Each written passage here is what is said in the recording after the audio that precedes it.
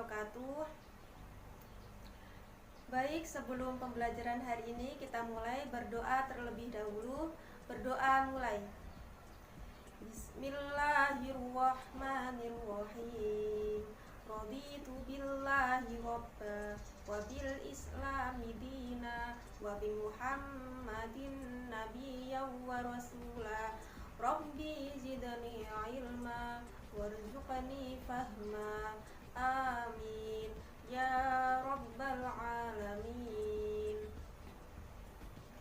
Baik anak-anak siswa-siswi SMA Negeri 1 Muncar kelas 11, bagaimana kabarnya? Apakah sehat semua? Alhamdulillah.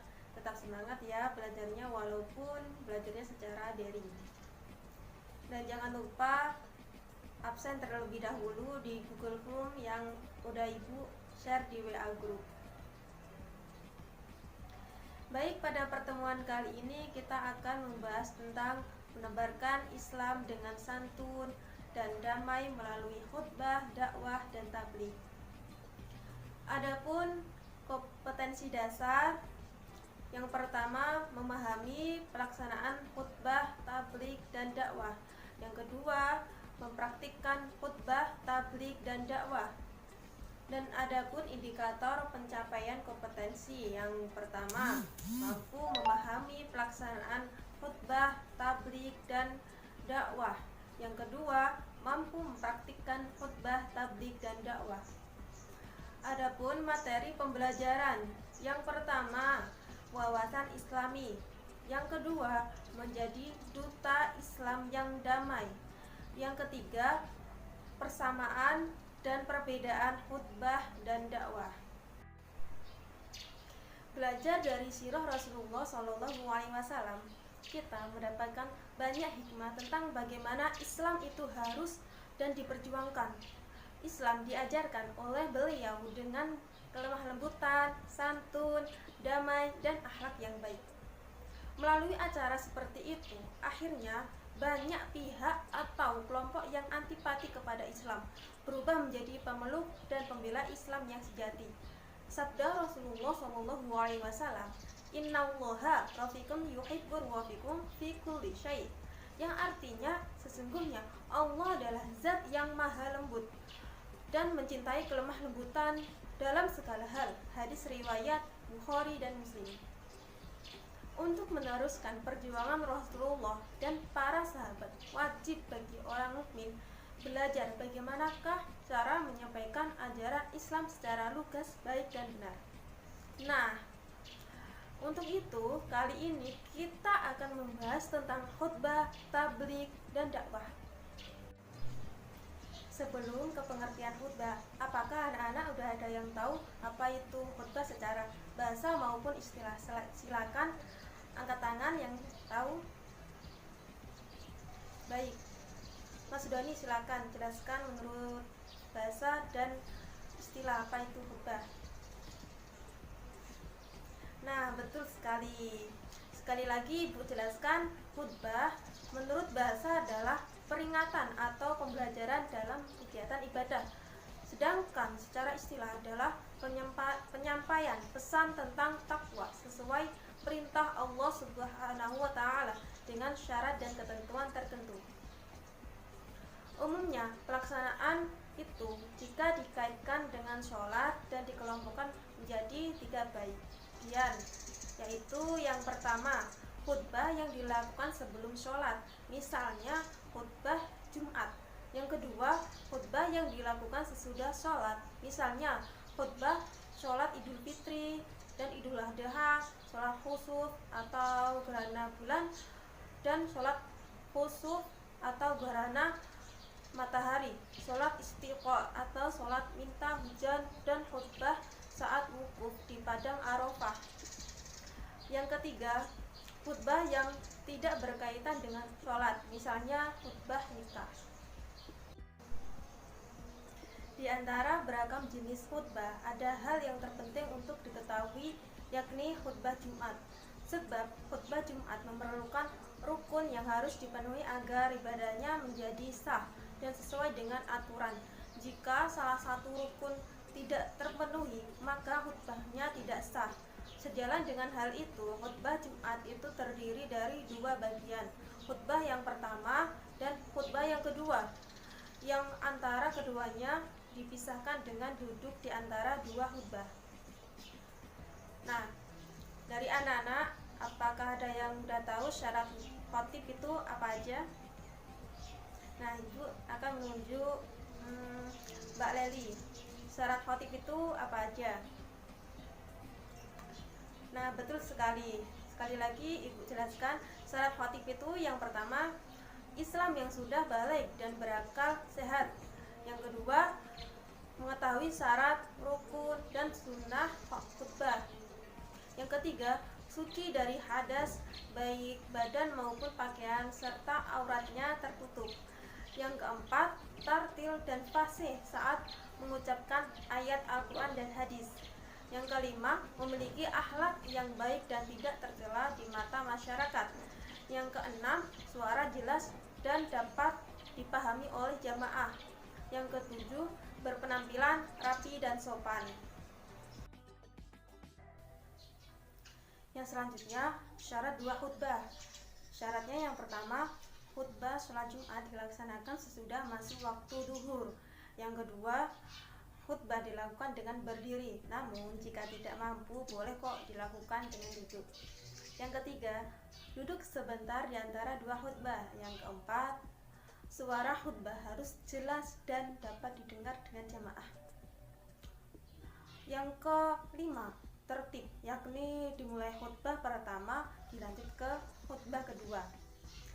Rukun khutbah itu meliputi membaca hamdalah, membaca syahadatain, membaca sholawat, yang selanjutnya berwasiat kepada diri dan jamaah, berisi ajakan untuk meningkatkan iman, takwa, ibadah, serta memperbanyak amal soleh. Sebaliknya, menjauhi dosa dan kemaksiatan agar hidupnya bahagia dunia dan akhirat. Dan selanjutnya membaca satu atau beberapa ayat suci Al-Quran, ayat yang biasanya disesuaikan dengan topik yang akan disampaikan. Yang selanjutnya berdoa pada khutbah kedua untuk memohon ampunan, kesejahteraan, dan keselamatan.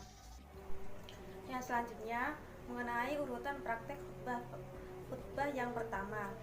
Loh, kok ada yang ngantuk?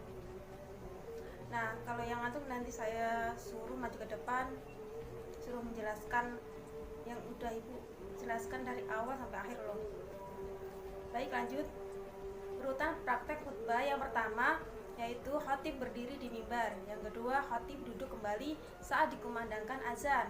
Yang selanjutnya, selesai azan, khatib berdiri dan membaca rangkaian dari rukun-rukun khutbah secara tertib, berurutan yang dimulai dari hamdalah, syahadat, sholawat, dan seterusnya. Yang selanjutnya, materi khutbah hendaklah disesuaikan dengan situasi dan kondisi yang sedang aktual atau terkini, yang diperkuat dengan rujukan atau dalil yang kuat, khususnya yang bersumber dari Al-Quran dan hadis. Yang selanjutnya, penutup khutbah. Selanjutnya, praktek khutbah yang kedua. Selesai khutbah pertama, khatib duduk sebentar sambil berdoa mohon ampun untuk diri dan kedua orang tua, lalu berdiri untuk khutbah kedua. Yang selanjutnya, khutbah kedua ini boleh diisi dengan kesimpulan materi khutbah pertama dengan tetap tidak mengabaikan rukun-rukun khutbah, atau dapat juga langsung membaca rukun-rukun dari khutbah mulai hamdalah sampai berdoa. Setelah itu diakhiri dengan membaca doa. Setelah itu penutup, lalu khatib turun dari mimbar dan bersamaan dengan itu muadzin mengumandangkan iqomah. Untuk kesimpulan dari pengertian khutbah yang sudah Ibu jelaskan tadi, pesan dan nasihat yang disampaikan khatib pada hari Jumat mengajak umat agar senantiasa meningkatkan iman dan takwa, menjauhi larangannya, serta meningkatkan amal baik di setiap bidang kehidupan. Nah, dari sini apakah ada yang mau ditanyakan? Silakan angkat tangan yang mau bertanya. Ya, silakan Mbak Ismi, mau tanya apa? Oh ya. Nah, Ibu akan menjawab. khutbah Jumat menjadi salah satu syarat sah sholat Jumat. Maka dari itu, khutbah Jumat memiliki syarat dan rukun-rukun tertentu yang harus terpenuhi. Apabila rukun dan syarat tersebut tidak terpenuhi, maka khutbah tidak sah dan sholat pun menjadi tidak sah. Nah, pembahasan yang selanjutnya, tabligh. Tabligh secara bahasa artinya adalah menyampaikan secara lisan. Secara istilah adalah menyampaikan ajaran Islam baik dari Al-Quran maupun hadis yang ditujukan untuk manusia.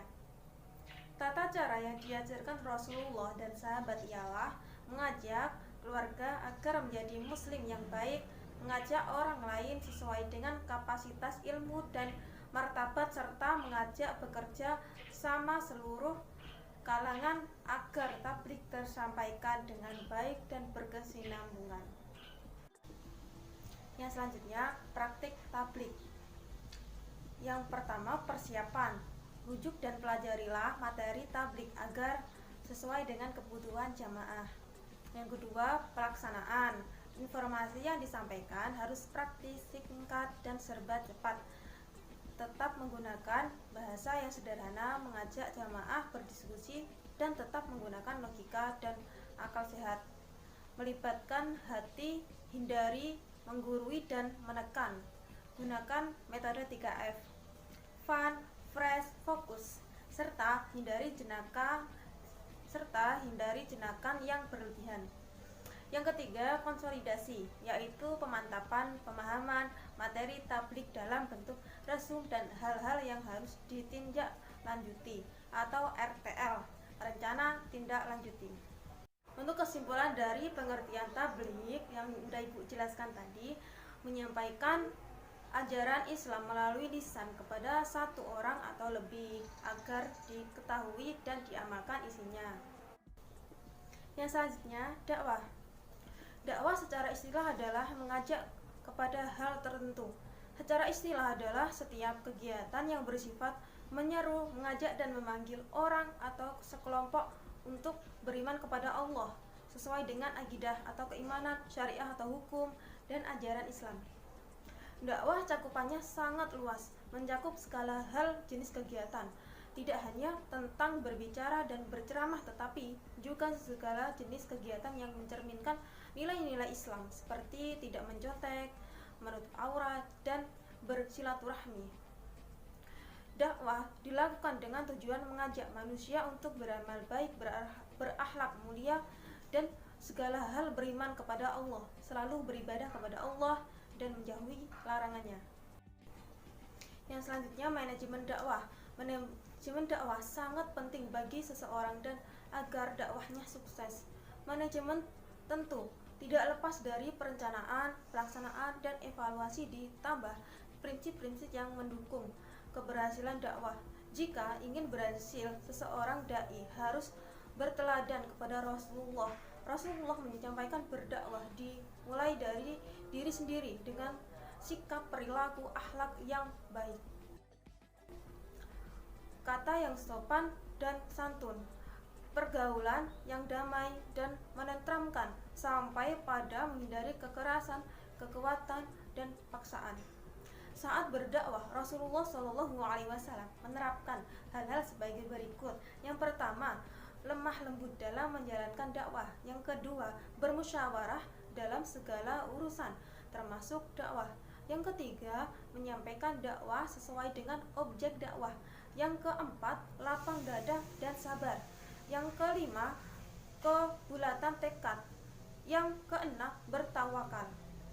Kesimpulan dari pengertian dakwah yang sudah Ibu jelaskan, setiap kegiatan yang mengajak menyeru orang lain untuk beriman kepada Allah, mengamalkan ajarannya agar mendapat kebahagiaan dunia dan akhirat.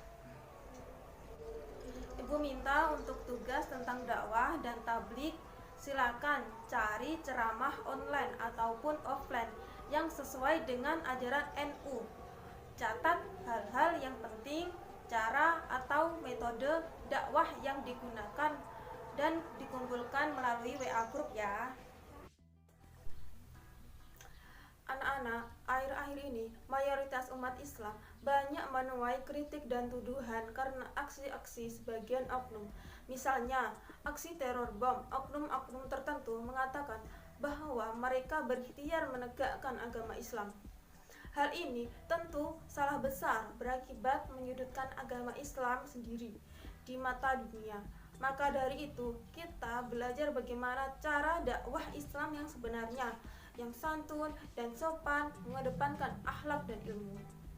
Berharap semoga kedepannya ada bibit-bibit unggul harapan umat Islam yang menyebarkan ajaran Islam yang santun dan damai. Allahumma amin. Baik, sekian dari saya. Semoga ilmunya bermanfaat. Tetap jaga kesehatan dan tetap semangat belajarnya walaupun dengan daring. Sebelum mengakhiri pembelajaran hari ini, mari kita berdoa terlebih dahulu. Berdoa mulai. Bismillahirrahmanirrahim. Allahumma arinal haqqa haqqa warzuqna ittiba'ah wa arinal batila batila warzuqna ijtinabah. Shadaqallahul azim. Wassalamualaikum warahmatullahi wabarakatuh.